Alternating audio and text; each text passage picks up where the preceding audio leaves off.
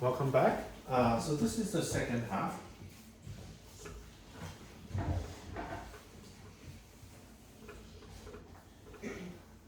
This is about GCD, which stands for greatest common divisor, and the Euclidean Algorithm. Once you know what this is,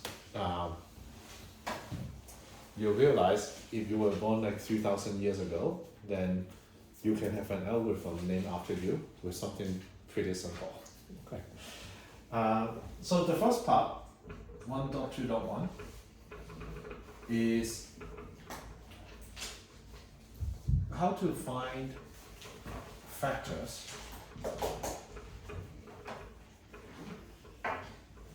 and primes. Okay. Let's do an example.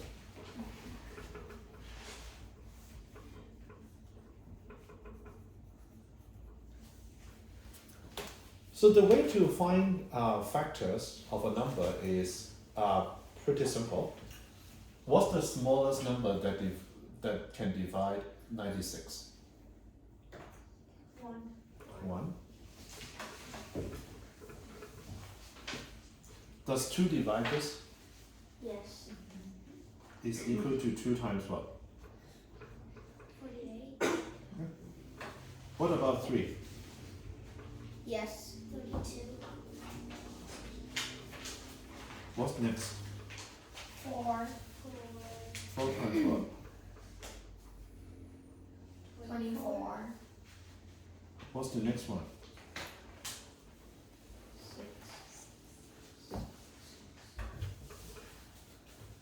16. Any more? 12. 8.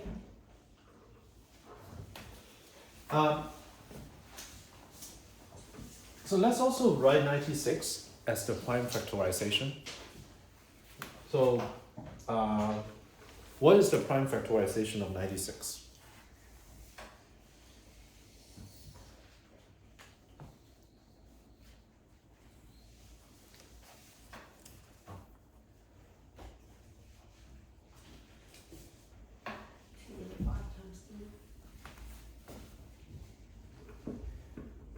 Wow, 2 to the power 3.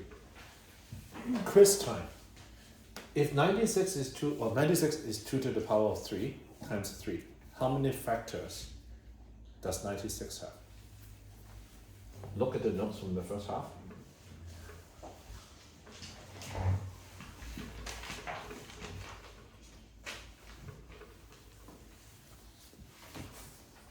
Anyone? How many factors does 96 have if this is the prime factorization?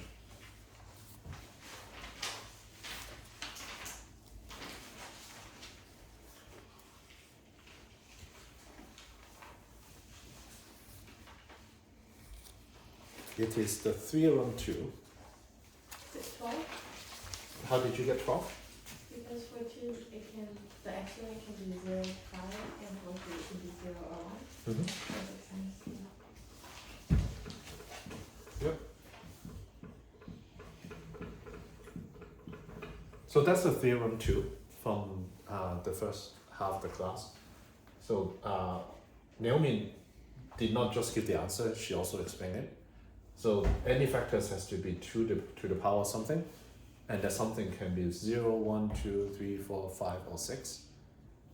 And it can be multiplied by 3 to the power 0 or 3 to the power 1. Okay? Have we found all the 12 factors yet? We have.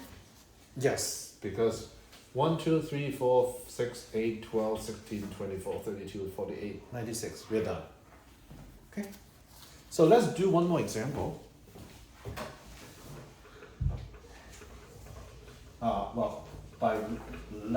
Let's do one more example. I mean, you help me to do one more example. So 126, I will do the first one. Okay? The first one is 1 times 126. What's the next one?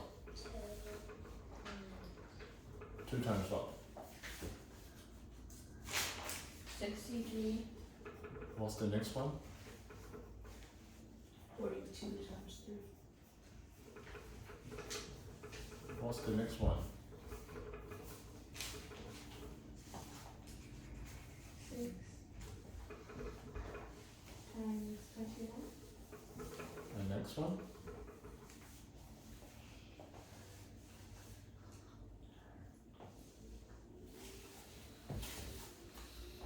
8. If you look at this 7? one, yeah, exactly. If you look at the 21, 63, it kind of gives you the hint of what the next one is. 7 times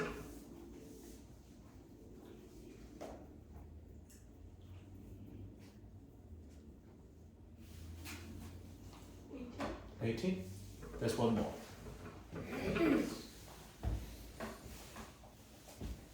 times 14. Mm-hmm.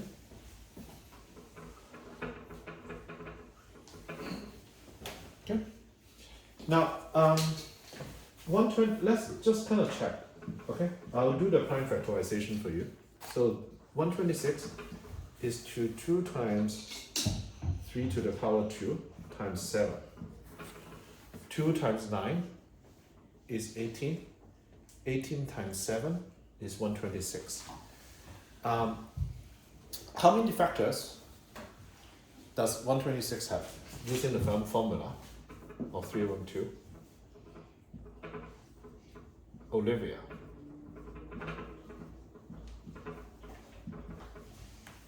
How many factors does 126 have?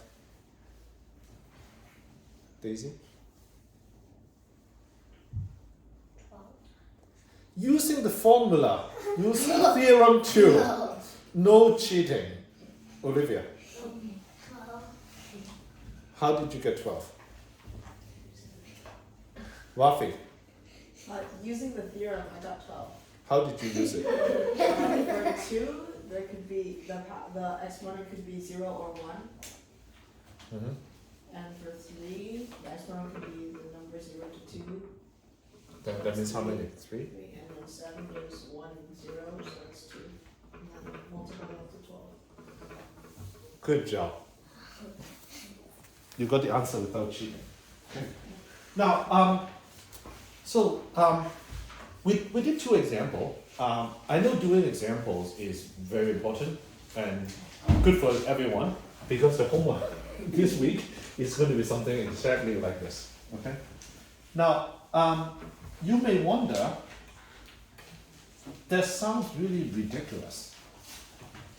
That means I have to try so hard to keep dividing. Now, one thing you notice is, if you look at the example that we give, is, so this is the key. You only need to try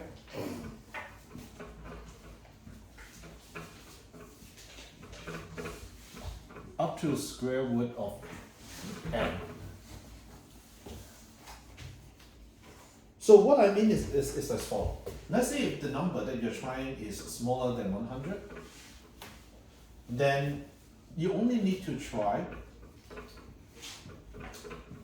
up to 10, because 10 to the power 2 is equal to 100. If n is equal to less than 200, then you basically only need to check 1 to 15, because 15 to the power 2 is 225. If n is less than 300, how many numbers do we have to check?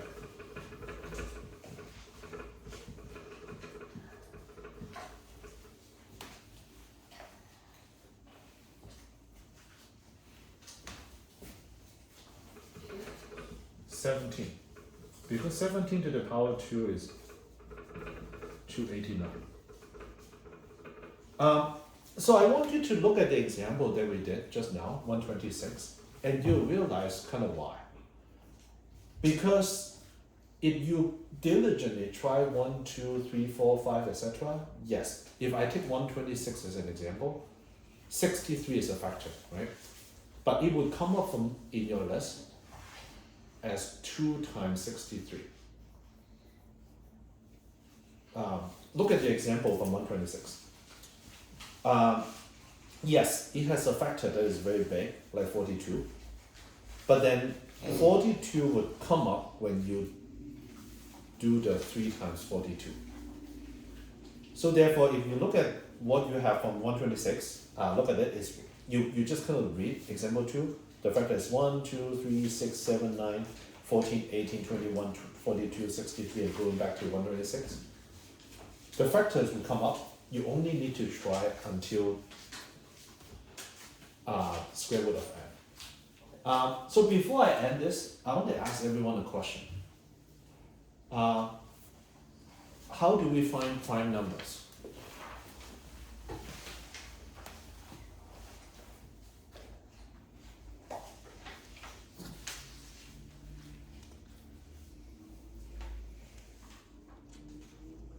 If I give you a number, let's say 277, is it a prime number?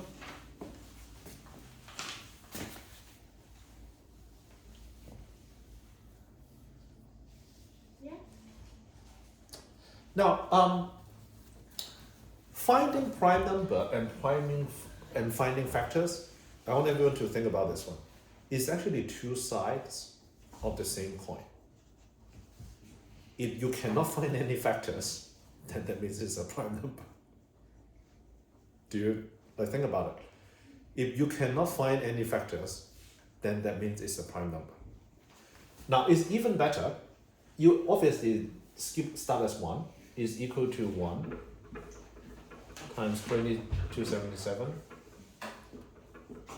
Do you have to try 4? Because if 4 is a factor, then 2 is also a factor, right? So in fact, if you want to test whether 2277 is a prime number, you only need to check the prime number that show up then up to 17.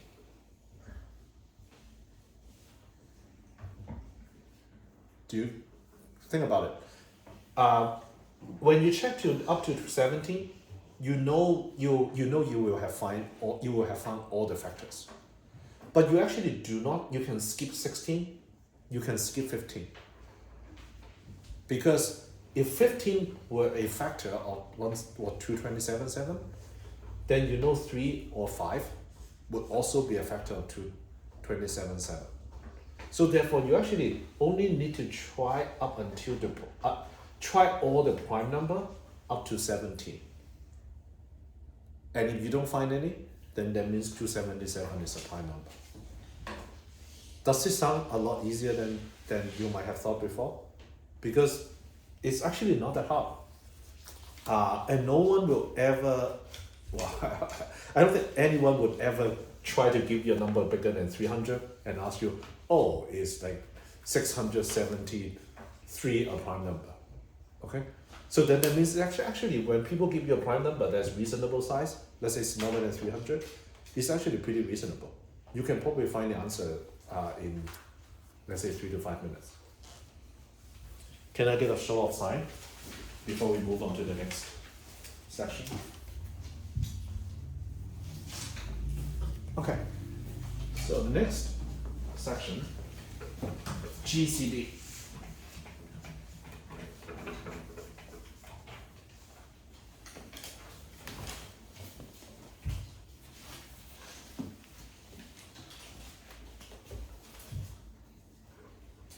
GCD stands for the greatest common divisor.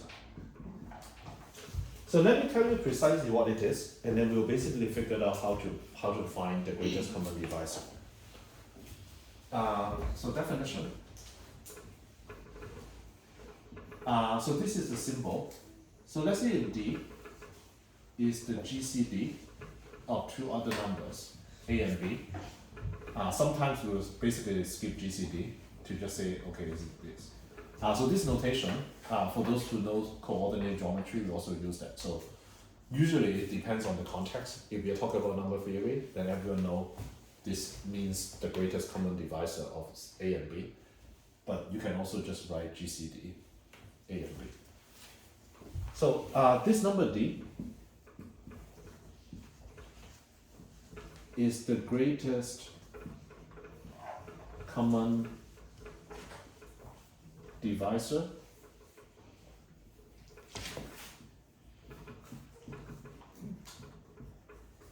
of A and B if two condition is true.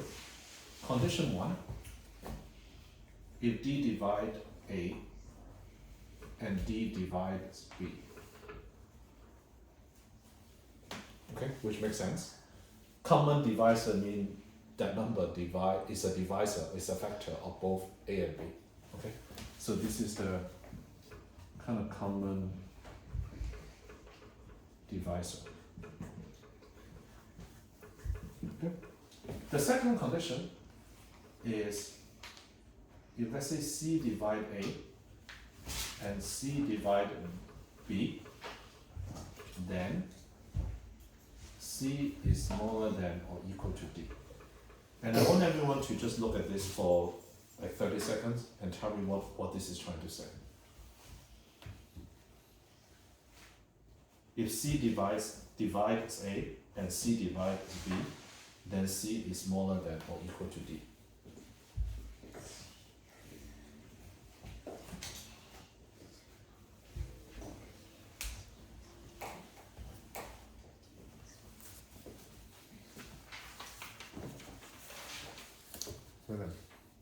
I think you're trying to explain that D is the greatest common divisor. Mm-hmm. Yep. So this one is basically just means D is the greatest, is the biggest common divisor. If you have another common divisor, like C, divides both, it has to be smaller than or equal to D. It cannot be bigger. Okay. So this is basically just a fancy way of saying not only is D a common divisor of A and B, C is also the greatest. Okay. So now we are going to talk about how to find the GCD, and there are going to be 3 methods.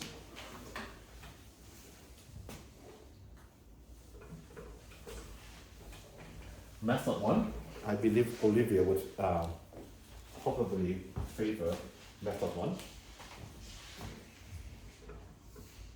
Method 1, just list them all. So, example,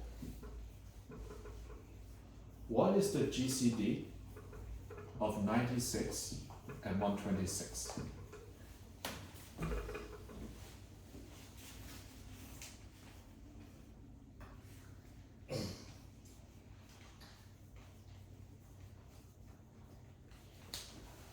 Well, we can start with using this method 1. Can someone tell me what are the 12 factors of 96? This from the previous page.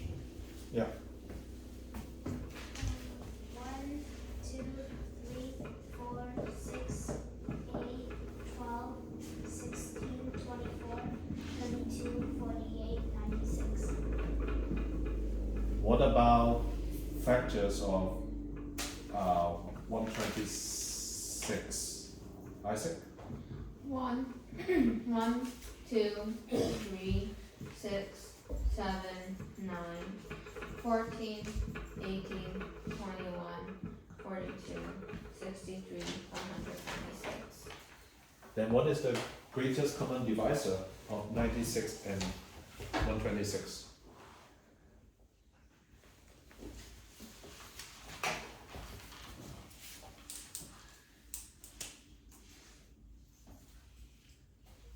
Yeah. 6. Yep. Okay, so the greatest common divisor, GCD of 96 and 126, is indeed 6. Okay, so we are now going to use method number 2, which is slightly fancier. Okay,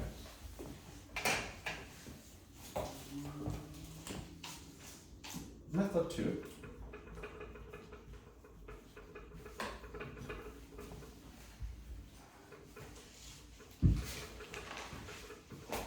Use the prime factorization.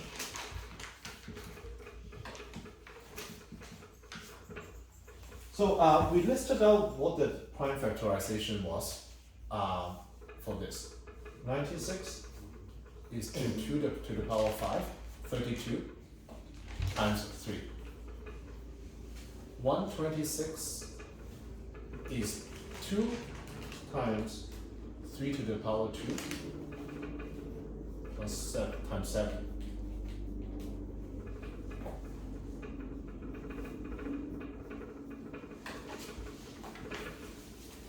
If you just look at this, everyone, if you just look at this, does the greatest common divisor of GCD has 2?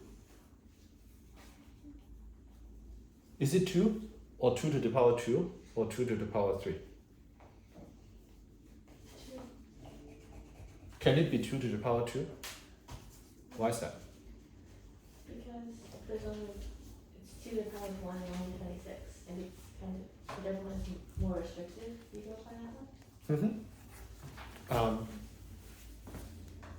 So Isaac, you were trying to answer the question, right? Yeah, exactly. So the greatest common divisor has to have 2, and it cannot have bigger power, because if 2 to the power 2, then it cannot divide 126. Olivia, do you, okay? And then what about 3? Should it have the number 3 here?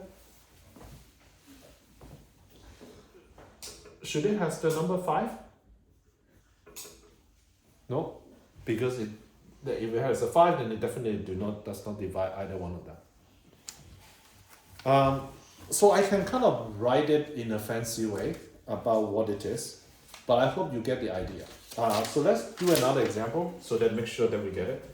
Let's say if you have a number n1, that's 2 to the power 7, 3 to the power 5, 11 to the power 2, n2 is 2 to the power 3 times 5 times 11. Then what is the GCD of n1 and n2? Isaac? 2 cubed times 11. Yep. Can I get a show of sign? How's everyone feeling about this rule?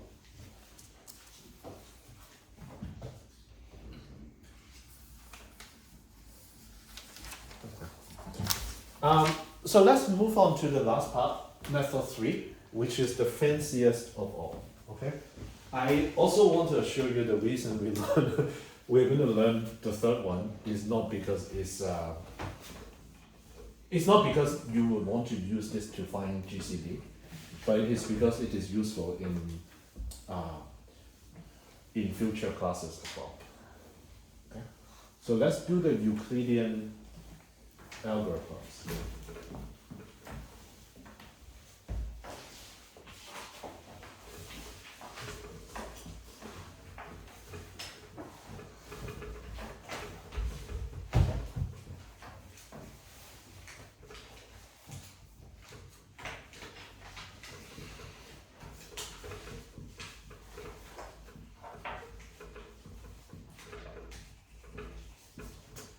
Let's do some warm up.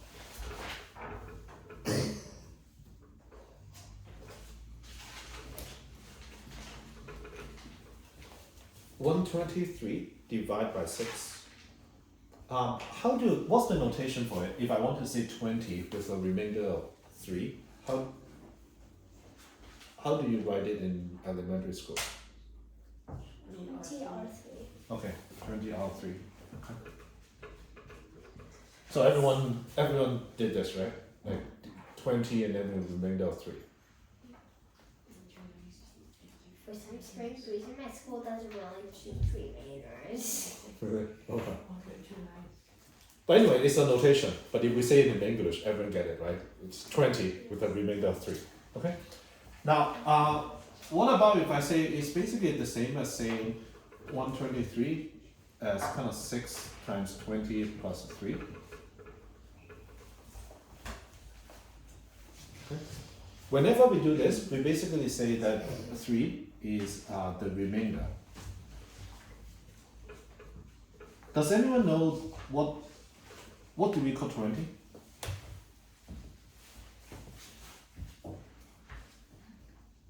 It has a name.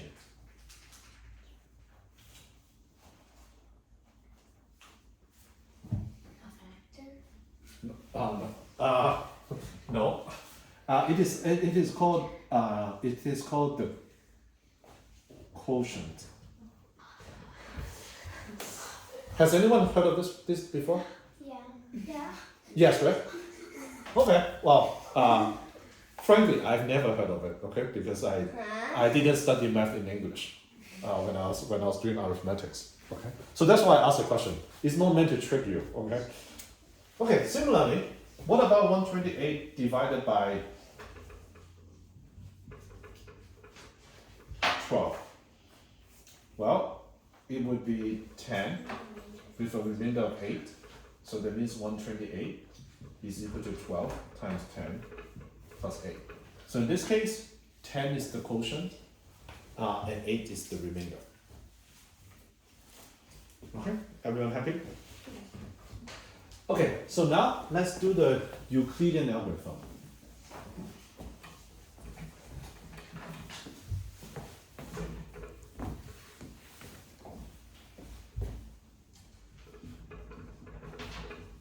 So after warm up, let's do 126, 96. Again, this is the shorthand for greatest common divisor. So let's divide 126 by 96, okay, using this.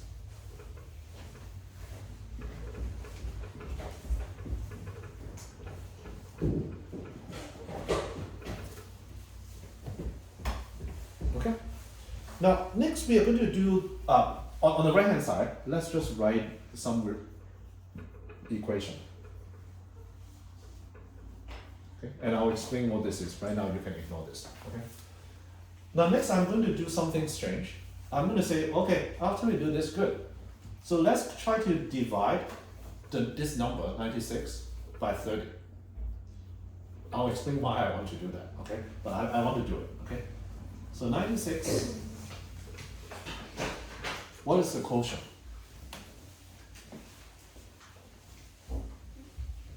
If I try to divide 96 by 30, what's the quotient? 3. 3. What's the remainder?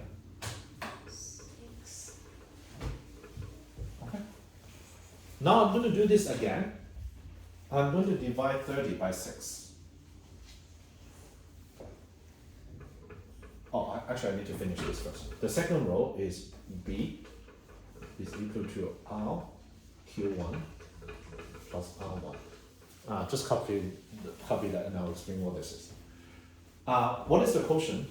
30 divided by 6. Daisy? 5. What's the remainder? 0. So we're done. Does anyone remember who the greatest common divisor of 126 and 96 was? 6. 6.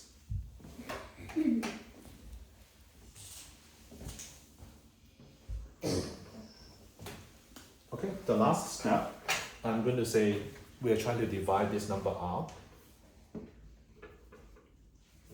by R1. Okay, and there's no remainder. Okay, let's keep this on the board and let's kind of do this again with another example.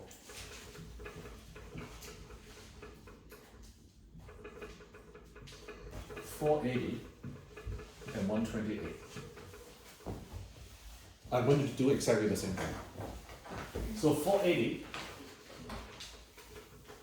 is equal to 128 times what?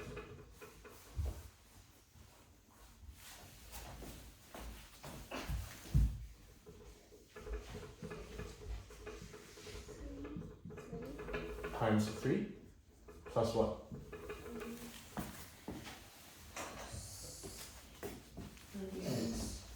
96. Okay. And if I follow this, what do we do next? What do you think? 128?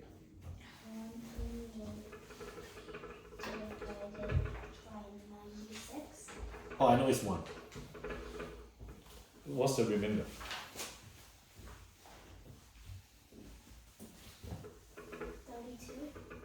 32. Okay.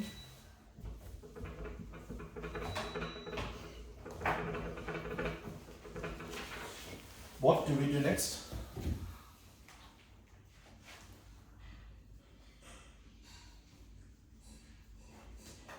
Nelly? 96 equals 32 times 3 plus 0.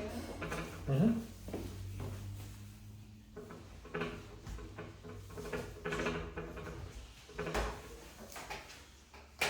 If you check, you'll realize 32 is the greatest common divisor of 480 and 128. The question is, does it work? Does it always work? And why?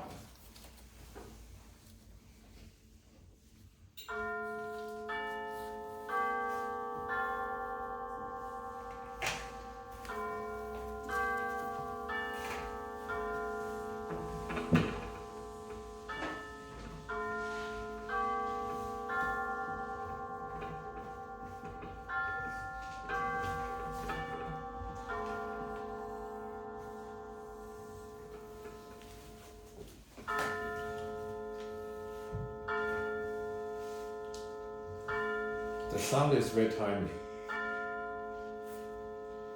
Why does it always work?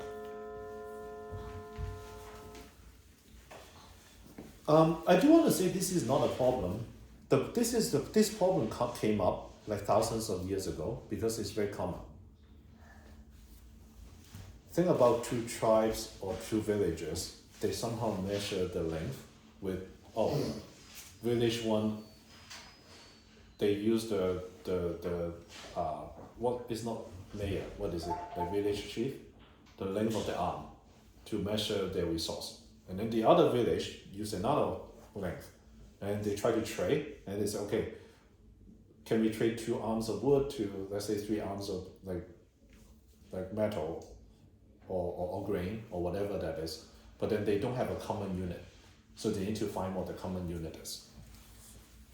So why does it work? So I'm going to explain it. And this is the part where, by the way, this is the last bit in today's class. Okay. So I want everyone to give all the energy to try to see if you can convince yourself.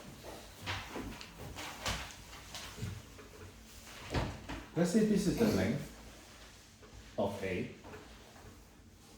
and this is the length of B.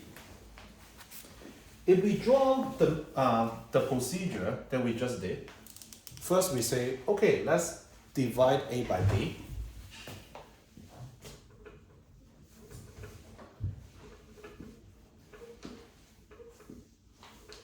And then we have a remainder R. Does this representation make sense to you? Okay.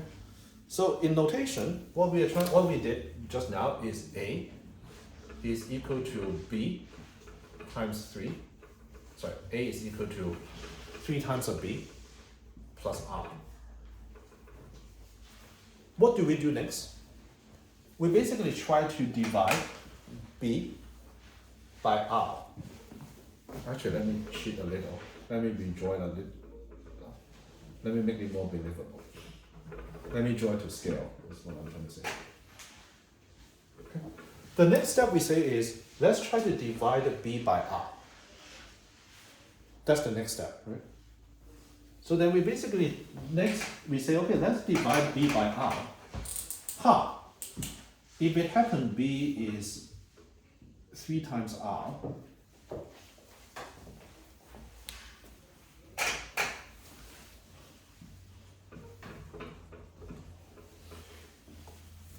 can you stare at this and convince ourselves Well, at least R also divide A. Because if every B is 3 units of R, then A is 3 units of R plus 3 units of R plus 3 units of R plus R. So A is basically 10 units of R. And then B is 3 units of R. Okay, so can I get a show of hands? Is anyone convinced that, well, if this works, at least R is divides both A or B? I don't know whether it's the greatest, but at least it has to divide both of them. Okay? Let's do the last kind of drawing example to basically just kind of push it one step further. Okay, let's say if it doesn't divide, graphically, what does it tell us? Okay?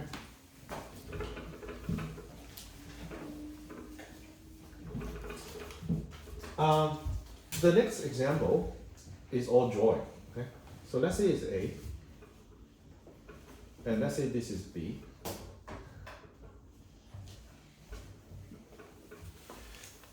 First step, we divide A by B. This time,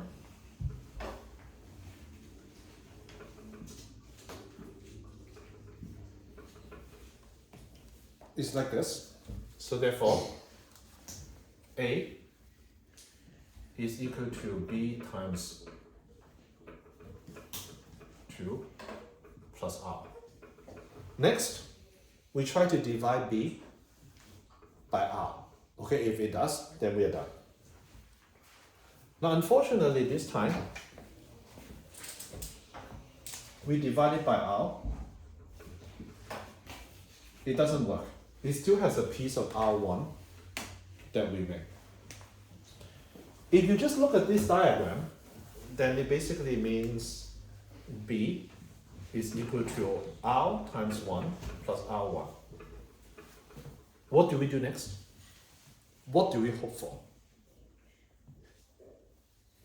No remainder. Yeah. So we want R. If R is a multiple of R1, then that's good. Dude, like everyone, I will never understand at this diagram. So next, we basically hope R to be a multiple of R1, because if that is the case, R1 divide R, and we know R divide B. Sorry. If R, actually, let me just write it out. Let's say if this R happen to be 3R1,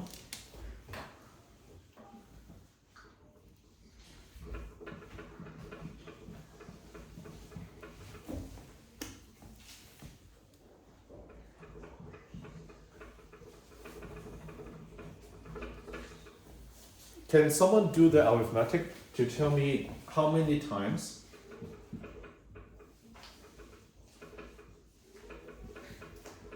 of R1? Then first of all, maybe let's start with B. How B is equal to R1 times what? Really? 4. 4. Good. What about A?